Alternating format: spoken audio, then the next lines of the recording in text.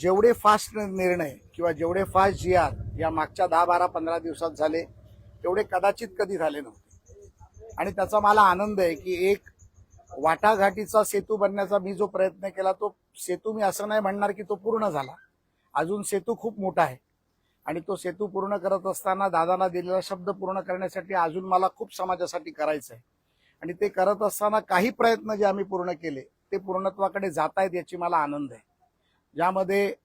आपण एक मोठी मागणी केली होती की MIDC मध्ये मुलांना नोकऱ्या लागल्या पाहिजेत, त्या MIDC मध्येचं लकीर परिपत्रक तात्काळ काढलं गेलं। दुसरी आमची मागणी होती की आमच्या काही बांधवांनी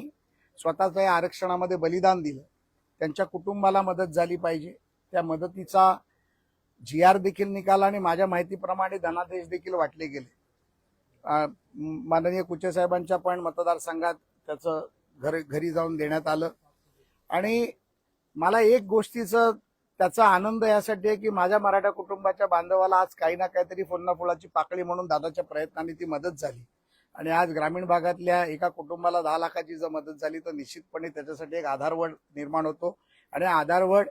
दादांच्या आशीर्वादाने आणि माननीय देवेंद्रजींच्या प्रयत्नांनी झाला याचा देखील मला आनंद आहे। त्यानंतर